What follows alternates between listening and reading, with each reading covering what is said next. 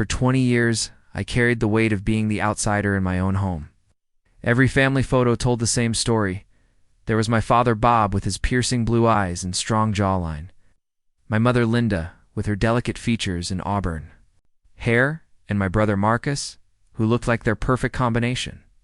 Before we jump back in, tell us where you're tuning in from, and if this story touches you, make sure you're subscribed, because tomorrow I've saved something extra special for you. Then there was me, Alex, with my dark hair, olive skin, and features that belonged to no one in that house. The whispered conversations that stopped when I entered rooms. The way relatives would pause before calling me their grandson. The constant feeling that I was living someone else's life. It all made sense when I was 12 and overheard my parents arguing about whether they should tell me the truth about my adoption. That night, hiding behind the kitchen door in our Lake Oswego home, I heard my mother's tearful voice say, "He's going to find out eventually, Bob. Look at him. Doesn't look anything like us." My father's response was firm and cold. "Linda," we agreed. "He's our son now.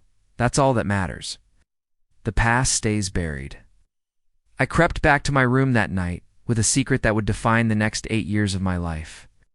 I was adopted, unwanted by my real parents, and even my adoptive family seemed uncertain about keeping me around. Growing up in the Chen household meant walking on eggshells, constantly trying to prove I deserved my place at their dinner table. While Marcus excelled effortlessly at everything honor roll, varsity basketball, student council president, I struggled just to be noticed for the right reasons. Every achievement I managed felt hollow when I saw the forced smiles on my parents' faces, the kind of polite pride you'd show a neighbor's kid at a school play. Marcus was everything they wanted in a son. 6'2", with his father's athletic build and his mother's natural charisma, he commanded rooms without trying. Teachers loved him, coaches recruited him, and our parents beamed with genuine pride whenever his name was mentioned. They never missed his games, never forgot his award ceremonies, never failed to brag about his accomplishments to anyone who would listen. When Marcus graduated valedictorian and got a full ride to Stanford, the celebration lasted 3 days. When I managed to get into University of Oregon with a partial academic scholarship, the congratulations felt like an afterthought. The difference became most apparent during family gatherings. Aunts and uncles would fawn over Marcus, asking about his future plans and achievements, while I received the kind of polite questions adults ask children they barely know. "How's school going, Alex?" It asked with detached interest, before quickly turning back to more animated conversations about Marcus's latest triumph.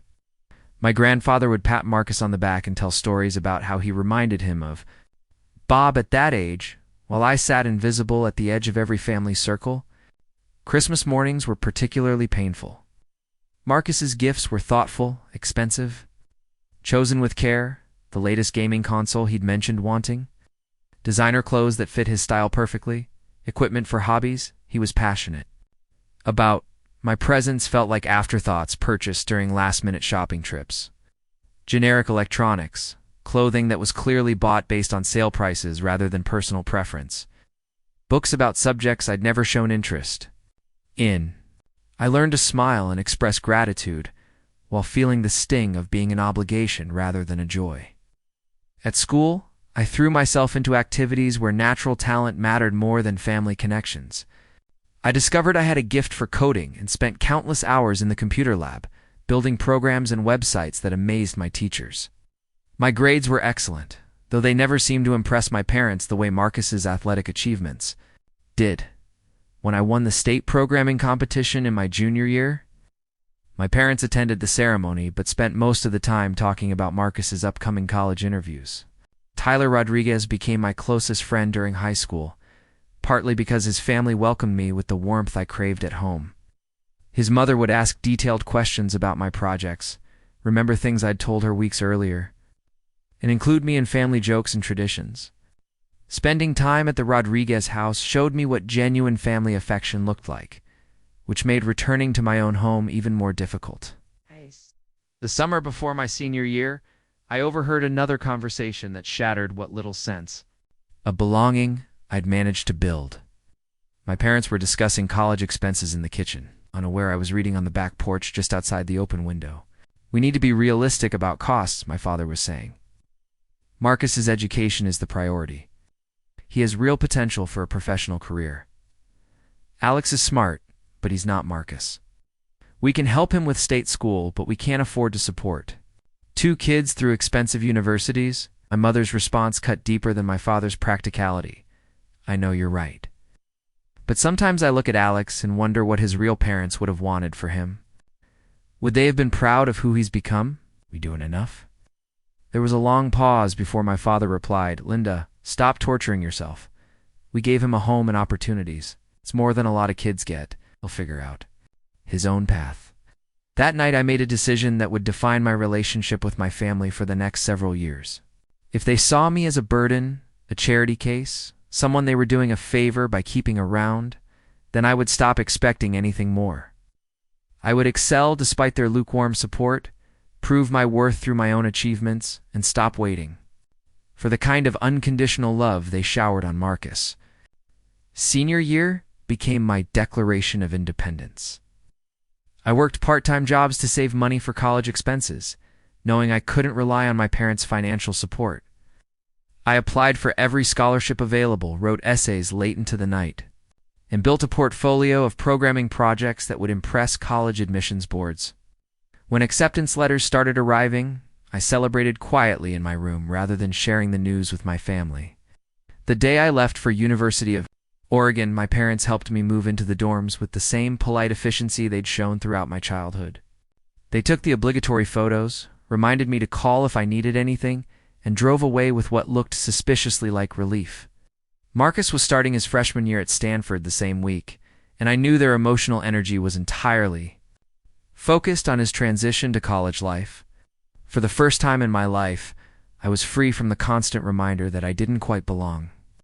My roommate David Park became a true friend, someone who knew nothing about my family dynamics and accepted me based solely on who I was as a person. I threw myself into computer science courses, joined programming clubs, and discovered I had a natural leadership ability when it came to technical projects. But even as I built a new life in Eugene, the weight of my family's secret followed me. Every phone call home was stilted and brief. Every holiday visit reminded me of my outsider status. Every family photo sent by my mother showed the same uncomfortable truth. I was the one who didn't fit the pattern. The knowledge that I was adopted had shaped every interaction for 8 years. I was exhausted from pretending it didn't matter. What I didn't know was that the truth I thought I'd discovered was only the beginning of a much more complex story. The real revelation would come during my junior year, triggered by a medical emergency that would force my family's carefully maintain secrets into the light. Everything I believed about my identity, my place in the family, and the reasons for my lifelong sense of not belonging was about to be turned completely upside down. Part 2.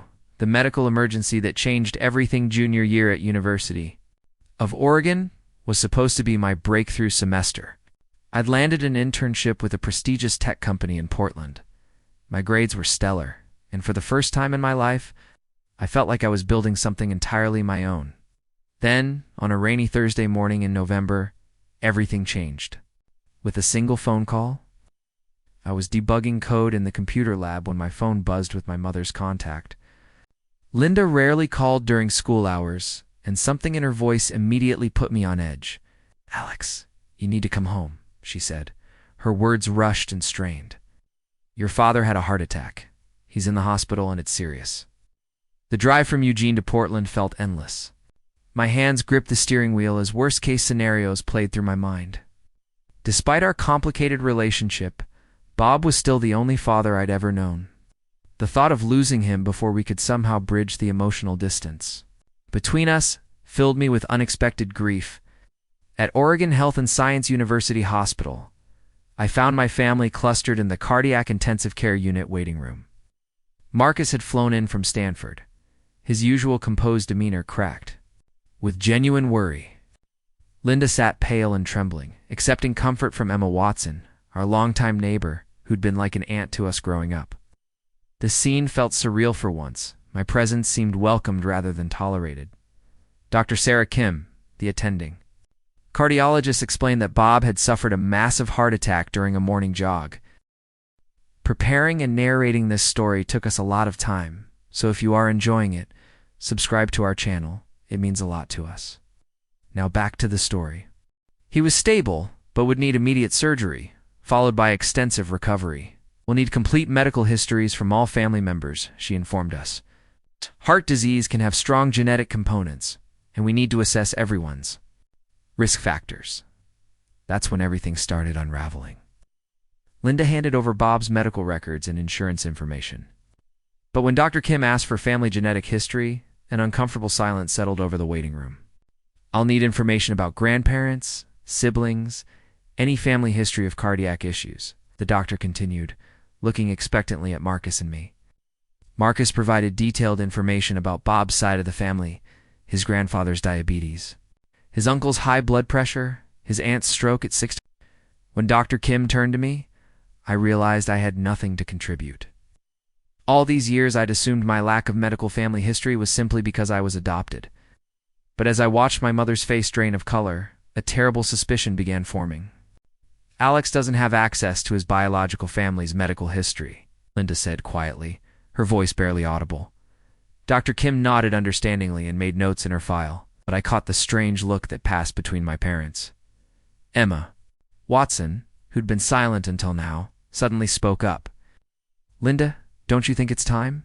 Her voice was gentle but firm, carrying the weight of someone who'd been keeping a secret for far too long. Bob's fighting for his life in there. The boys deserve to know the truth. The truth. Those words hung in the air like a challenge, and I watched my mother's carefully constructed composure finally crack. Marcus looked confused, glancing between the adults, as if trying to solve a puzzle with missing pieces. But I felt a cold certainty settling in my stomach. Whatever was coming would explain everything I'd never understood about my place in this family. Not here, Linda whispered, casting worried glances at the other families in the waiting room. Not like this. But Emma wasn't backing down. Linda, Alex is 20 years old. Marcus is 22. They're not children anymore. They can handle the truth. She turned to look directly at me, her expression filled with a compassion I'd rarely seen from my own mother. Alex, sweetheart, there's something about your family that you need to know. Dr. Kim, sensing the family tension, discreetly excused herself to check on other patients, promising to return with updates on Bob's condition. We were left alone in a corner of the waiting room, the antiseptic smell of the hospital mixing with the heavy weight of decades-old secrets. Marcus was the first to break the silence. What truth? What are you talking about? His voice carried the impatience of someone accustomed to being the center of attention, annoyed at being left out of family drama. Linda looked around nervously, then leaned forward and spoke in a voice so quiet we had to strain to hear. Boys, your father and I never told you this because we thought it would be easier. But Marcus, you were adopted when you were 6 months old. The words hit the waiting room like a physical blow. Marcus's face went white, then red, then white again. What do you mean adopted? That's impossible. I look exactly like Dad. Everyone says so. But even as he protested, I felt pieces of a lifetime puzzle clicking into place. The hushed conversations, the careful phrasing when relatives talked about family resemblance, the way my parents had always seemed slightly desperate to prove Marcus belonged with them. Only now I was realizing the desperation wasn't about MIT, was about him. Emma Watson placed a comforting hand on Linda's shoulder. Tell them everything, Linda. They deserve the whole story. My mother's hand shook as she twisted her wedding ring. A nervous habit I'd noticed my entire life but never understood. We tried for years to have children, years of fertility treatments, miscarriages, false hopes. We were told we'd never be able to have biological children, so we decided to adopt, and Marcus came to us when he was just a baby. Marcus was staring at her in shock, but I found my voice first. But what about me? I don't look anything like either of you. I always assumed I was the adopted one. Linda's eyes filled with tears as she looked at me with an expression I'd never seen before, pure, unguarded love mixed with overwhelming guilt. Alex, sweetheart, you're our biological son. You are a miracle baby, born 3 years after we adopted Marcus. The doctors couldn't explain it. Sometimes it just happens. Couples who can't conceive suddenly do, usually after they've stopped trying. The waiting room seemed to tilt around me. 20 years of feeling like an outsider, 20 years of believing I was the charity case, the one who didn't belong, and I was their biological child. Marcus, the golden boy who looked like he'd stepped out of a family portrait, was adopted? That's impossible, Marcus said again, but his voice was weaker now, uncertain. I have Dad's eyes, Mom's smile. Everyone says so. Emma spoke gently. Sweetheart, people see what they expect to see. You were so young when you joined the family, and your parents loved you so completely that everyone just accepted you belonged. Sometimes coincidence can look like genetics. I felt like I was watching this conversation happen to someone else. The child who'd spent his entire life feeling like he didn't fit was actually the one who belonged by blood. The brother who'd been showered with attention and pride was the one who'd been chosen, not born into the family. Why didn't you tell us? My voice sounded strange to my own ears, hollow and distant. Why let me grow up thinking I was adopted? Why let Marcus believe he was your biological son? Linda was crying now, tears streaming down her face as she struggled to find words. We were so scared. Marcus was such a perfect baby, so beautiful and healthy. When you were born, Alex, you were our miracle. But you were also proof that we could have biological children. You were terrified that people would treat Marcus differently, that they'd see him as less than family if they knew the truth. The irony was so bitter, I almost laughed. They'd been so concerned about protecting Marcus from feeling like an outsider that they'd made me feel like one instead. For 20 years I'd carried the weight of being unwanted while my brother basked in the love that should have come naturally. To both of us. Marcus finally found his voice, and when he spoke, it was with a vulnerability I'd never heard from him before. So when relatives say I look like Dad, when teachers comment on family resemblance, when people talk about inherited traits, that's all been lies. Not lies, Emma said firmly. Love, your parents love you so much they wanted everyone to see you as family. Alex has paid the price for that protection, and it's not fair to either of you. As if summoned by the emotional intensity in the waiting room, Dr. Kim returned with an update on Bob's condition. He was out of surgery and stable but would need weeks of recovery. She also had results from the preliminary genetic testing they'd run. The good news is that your father's heart attack appears to be related to lifestyle factors rather than genetic predisposition, she told us. However, I did notice something interesting in the blood work. Marcus, your blood type is AB negative, which is quite rare. Alex, you're O positive, the same as your mother. Your father is a positive. She paused, looking at our family with professional curiosity. Genetically speaking, it would be impossible for two parents with a positive and O positive blood types to have a child with AB negative blood. Marcus, are you sure you don't have access to your biological family's medical history? The silence that followed was deafening. Dr. Kim looked round at our faces and quickly realized she'd stumbled into family secrets she hadn't intended to uncover. I'll give you some privacy, she said diplomatically, stepping away to let us process this scientific confirmation of what we'd just learned. Marcus slumped back in his chair, the weight of 22 years of false identity crushing down on him. For the first time in our lives, he looked lost, uncertain, stripped of the confidence that had always defined him. For the first time in my life, I felt the strange sensation of truly belonging to the family I'd grown up in, just as I was discovering that everything I'd believed about that family was built on lies. Part 3. When the foundation crumbles, the days following Bob's surgery passed in a surreal haze. Our family had been split open like a cracked foundation, and everyone was struggling to figure out how to rebuild on shifting ground. Bob remained in intensive care, unaware of the bombshell that had exploded in the waiting room while he fought for his life. The doctor said his recovery would be slow, giving us weeks to navigate this new reality before he was strong enough to handle the emotional aftermath. Marcus disappeared for 3 days without telling anyone where he was going. His phone went straight to voicemail, and even his girlfriend Grace couldn't reach him. Linda was beside herself with worry, alternating between crying about losing one son while the other lay in a hospital bed. I found myself in the strange position of comforting the mother who had spent 20 years making me feel like an outsider.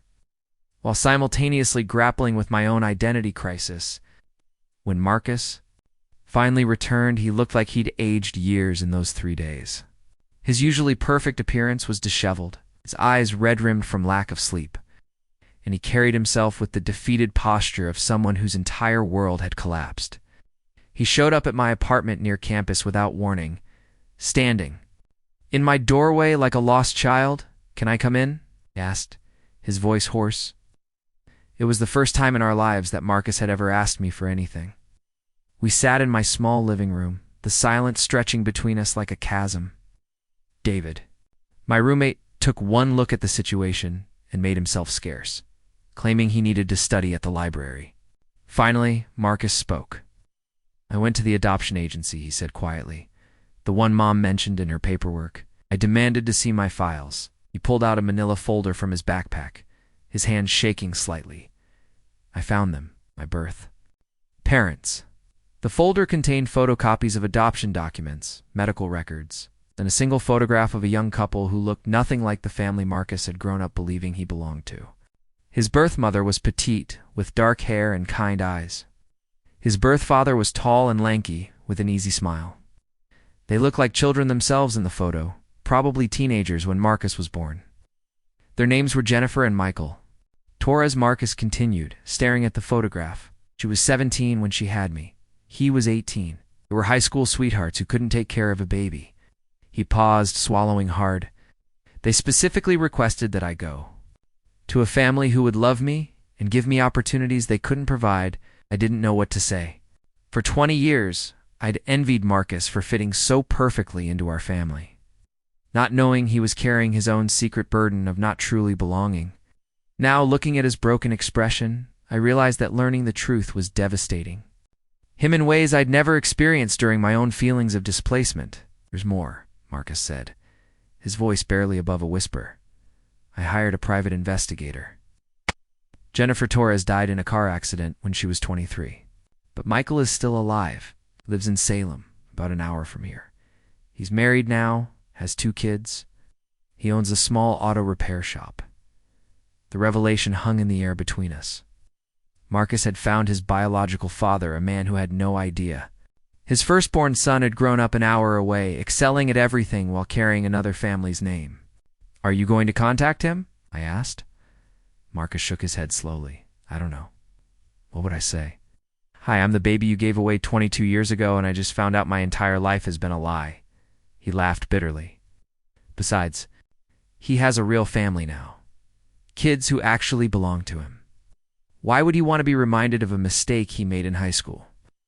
The pain in Marcus's voice was raw and real, and for the first time in our lives, I felt genuine sympathy for my brother. He was experiencing the same sense of displacement I'd carried my entire childhood, except his was compounded by the shock of sudden discovery rather than gradual realization. "Marcus," I said carefully, "you know Mom and Dad love you, right? This doesn't change that." His laugh was hollow. "Does it? How can I know what's real anymore? Every proud moment, every family tradition, every time they bragged about me to their friends, was any of that genuine? Or were they just so relieved to have a son who reflected well on them that they convinced themselves I was theirs?" I thought about all the times I'd watched Marcus receive the kind of attention and pride I'd craved, not knowing he was struggling with his own doubts about his place in our family. The irony was almost too painful to bear. We'd both been suffering from the same fears, just from opposite sides of the same lie. "What about you?" Marcus asked suddenly. "How are you handling all this?" It was a question I'd been avoiding asking myself. Learning I was the biological son should have felt like vindication, proof that I'd always belonged despite feeling like an outsider. Instead, it felt like discovering I'd been fighting a war that didn't exist. Spending 20 years trying to earn love that should have been mine by right. "I don't know," I admitted. Part of me feels angry that I wasted so much time feeling like I didn't belong. But another part of me wonders why being their biological son didn't make them love me the way they loved you. What does that say about me as a person? Marcus looked at me with surprise, as if seeing me clearly for the first time. "You think they loved me more? Marcus, come on. You were their golden child. Everything you did was celebrated. Every achievement was proudly displayed. I spent my whole childhood trying to get a fraction of the attention they gave you naturally. Attention isn't the same as love, Marcus said quietly. You know what I remember from childhood? The pressure, the constant expectation that I had to be perfect to justify their choice to adopt me. Every failure felt like proof that I wasn't worthy of being their son. Every success felt like a relief that I was earning my place in the family. We sat in silence, both of us processing the realization that our childhood experiences, while opposite, had been shaped by the same fundamental deception. Marcus had felt pressure to prove he deserved to be chosen. I had felt pressure to prove I deserved to belong. Neither of us had simply been allowed to exist as loved children. Are we going to do about Mom and Dad? I asked. Marcus ran his hands through his hair, a gesture I'd seen him make countless times during stressful moments throughout our childhood. I don't know. Dad's still in the hospital and Mom is falling apart. Part of me wants to confront them about the lies, demand explanations for why they thought it was okay to build our entire family on deception. But another part of me is terrified of what else we might learn. The next few weeks were a delicate balance of maintaining normalcy while everything we'd believed about ourselves shifted beneath our feet. We visited Bob in the hospital daily, watching him slowly regain strength while carrying the weight of secrets he didn't know had been exposed. Linda hovered anxiously, clearly desperate to address what had happened, but afraid to bring it up while Bob was still recovering. Emma Watson became an unexpected source of support during this time. She'd been present for most of our childhood milestones and had watched our family dynamics with the perspective of an outsider who cared deeply about all of us. She invited me to coffee one afternoon and spoke with the gentle honesty I'd always appreciated about her. Your parents made their decisions out of love, she said, stirring her latte thoughtfully. They were so terrified of losing Marcus that they convinced themselves protecting his sense of belonging was worth the cost of making you feel like you didn't belong. It was wrong, but it came from a place of fear, not malice.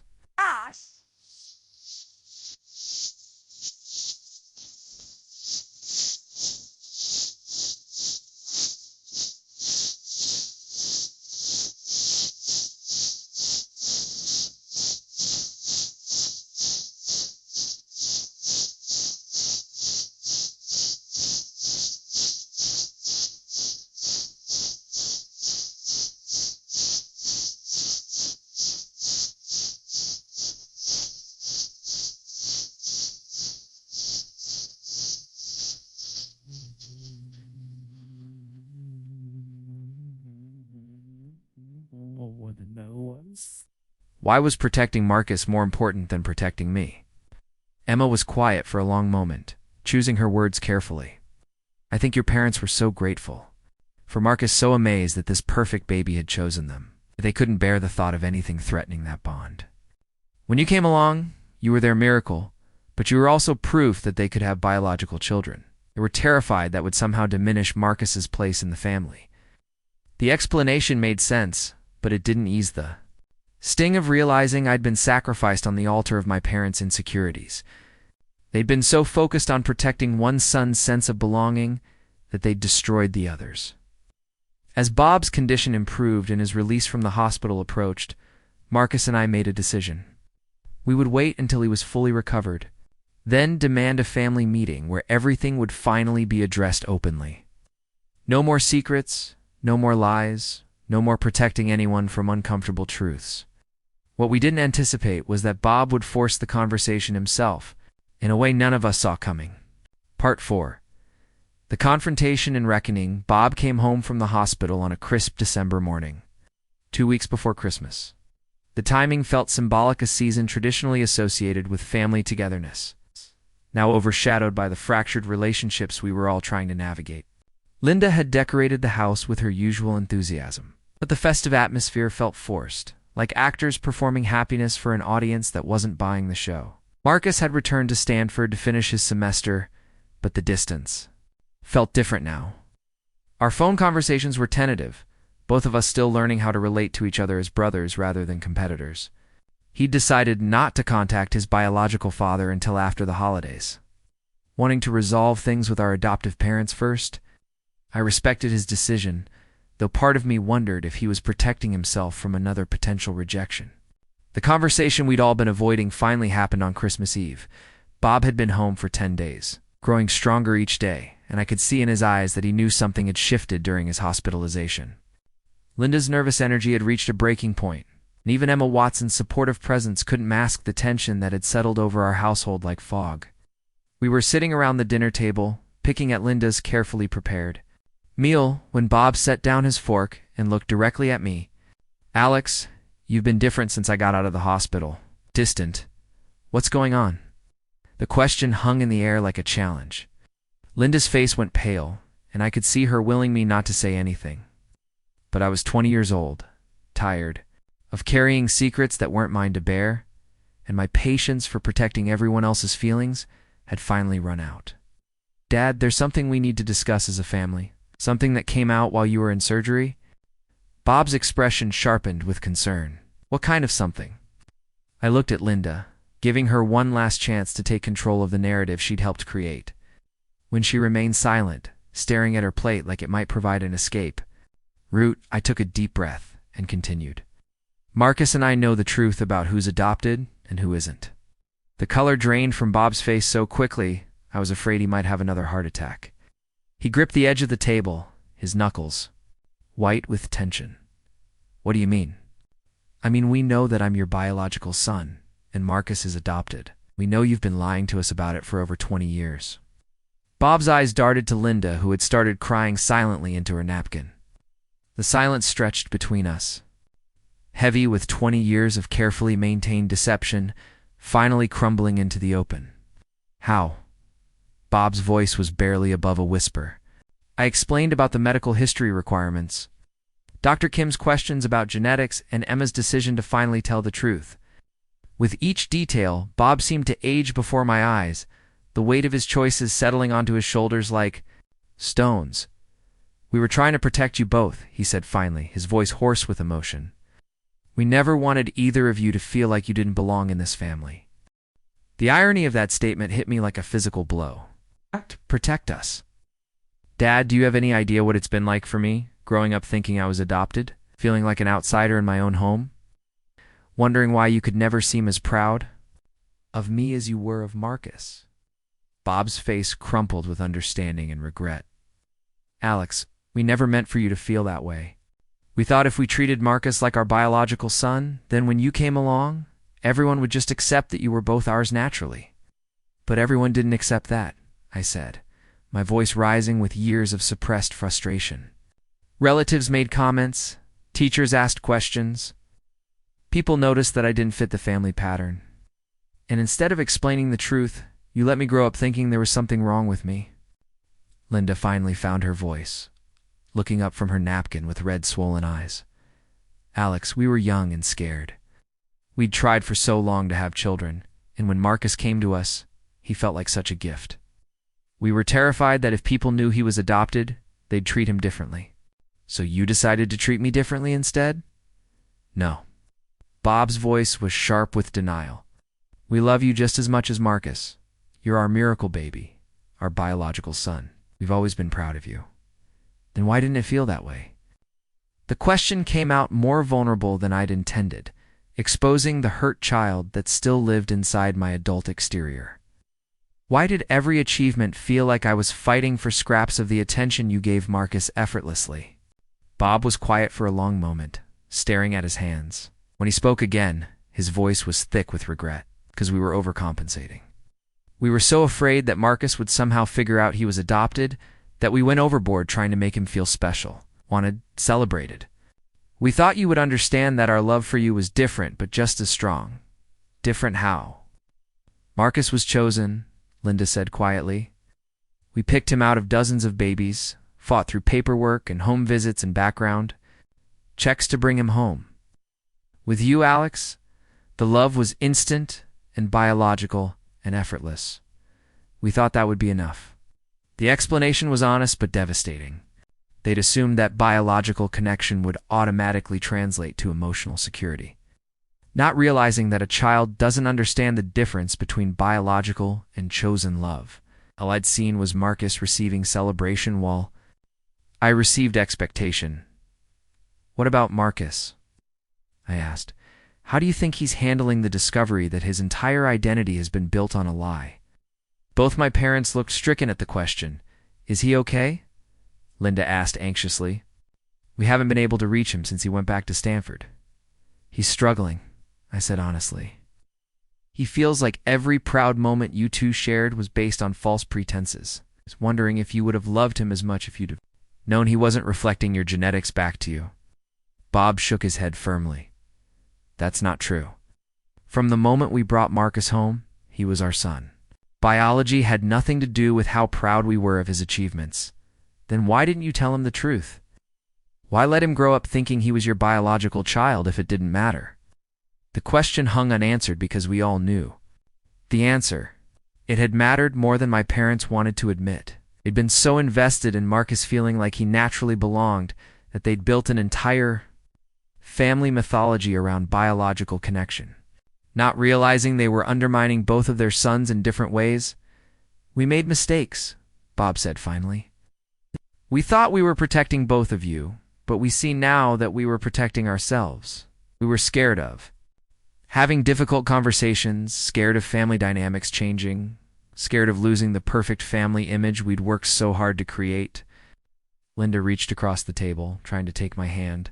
I didn't pull away, but I didn't return the gesture either. Alex, how can we fix this?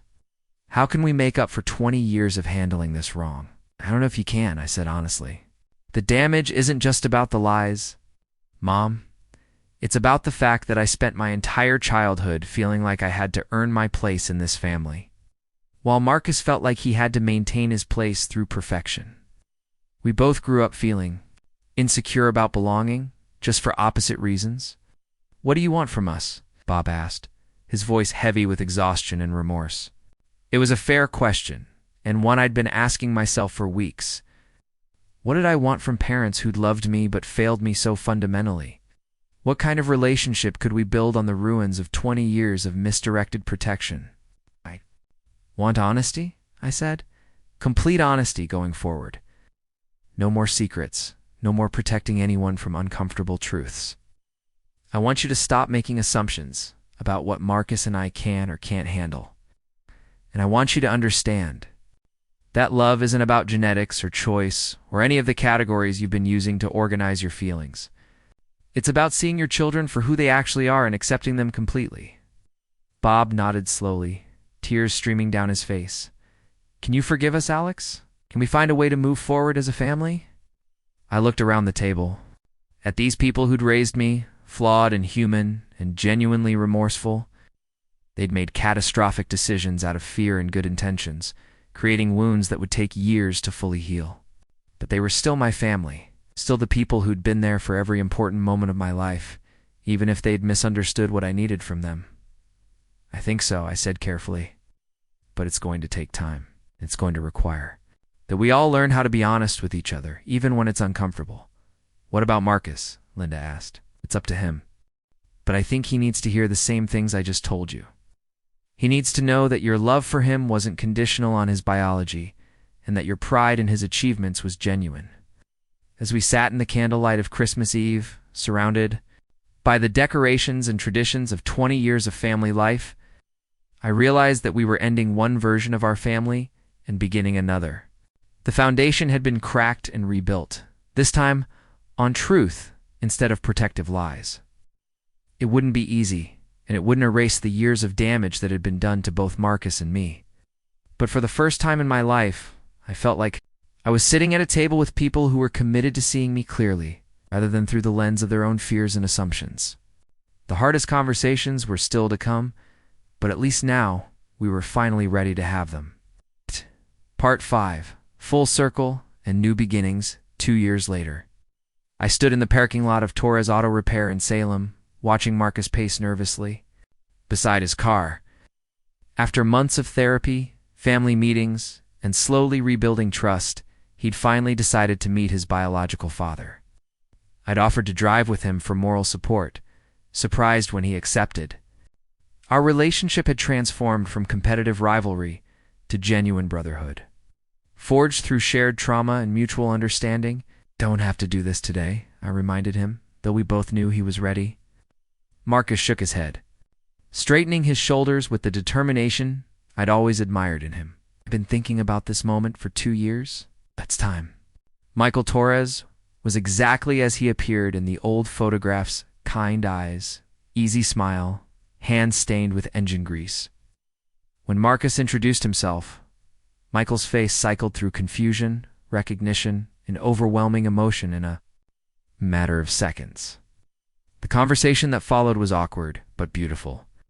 Two strangers discovering they shared the same laugh and the same habit of running their hands through their hair when nervous.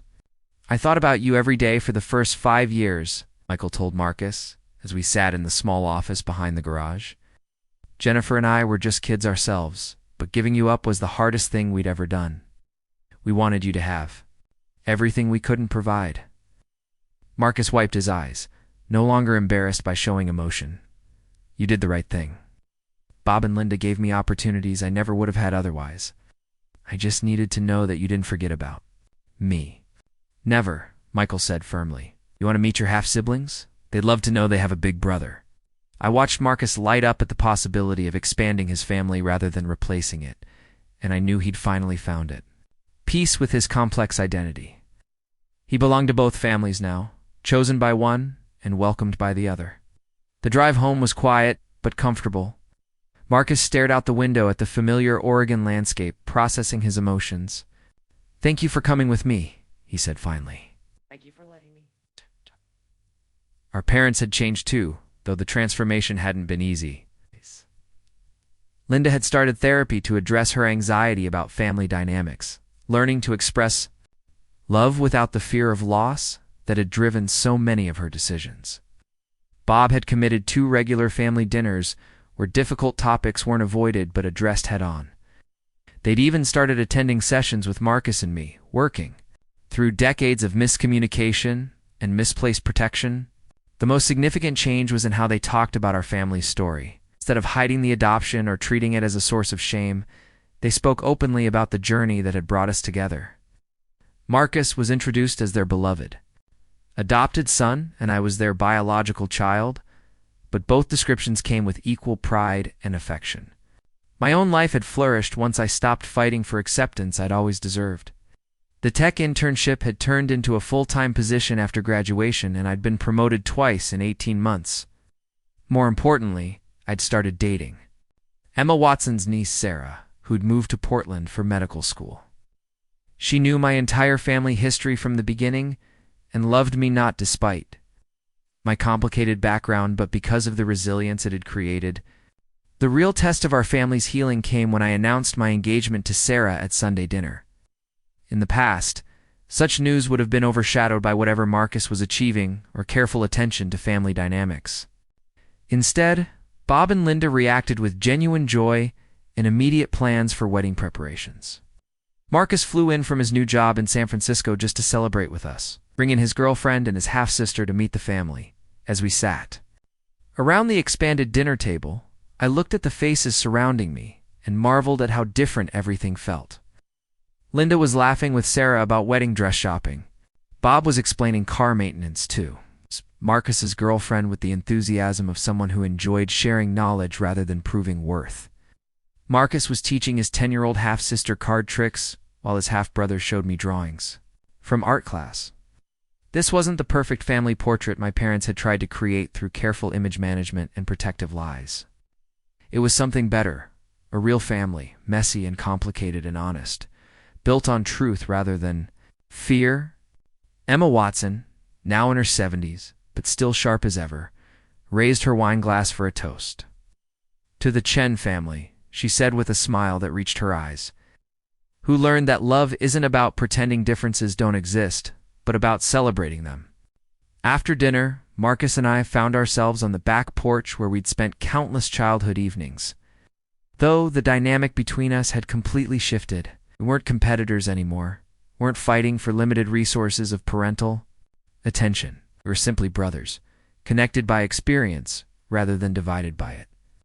"Do you ever wonder what would have happened if they'd told us the truth from the beginning?" Marcus asked, leaning against the porch railing. I considered the question seriously. I think we would have grown up more secure in our identities, but maybe we wouldn't appreciate what we have now as much. Sometimes you have to lose something to understand its value. Even if that something was 20 years of feeling like you didn't belong, even then. Because now I know that belonging isn't about biology or being chosen or any of the categories Mom and Dad used to organize their feelings. It's about being seen and accepted for exactly who you are. Marcus nodded thoughtfully.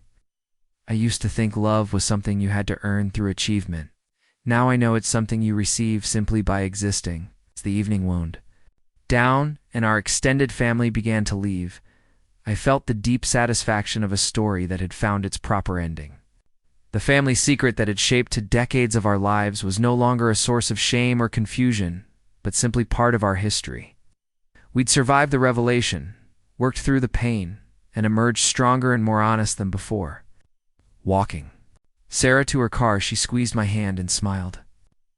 I love watching your family together. Can see how much you all genuinely enjoy each other's company now. She was right. The careful performance was gone, replaced by authentic affection and acceptance. We'd stopped trying to be the perfect family and had become a real one instead. 22 years after I'd first overheard my parents discussing my supposed adoption, I finally understood what family really meant. It wasn't about matching genetics or careful image management or protecting each other from difficult truths. It was about choosing to love each other completely, flaws and complications and painful histories included. The secret that had divided us for so long had ultimately brought us closer together, teaching us that the strongest families aren't built on perfect foundations, but on the willingness to rebuild when the foundation cracks. Up next, you've got 2 more standout stories right on your screen. This one hit the mark. You won't want to pass these up. Let's click and check them out.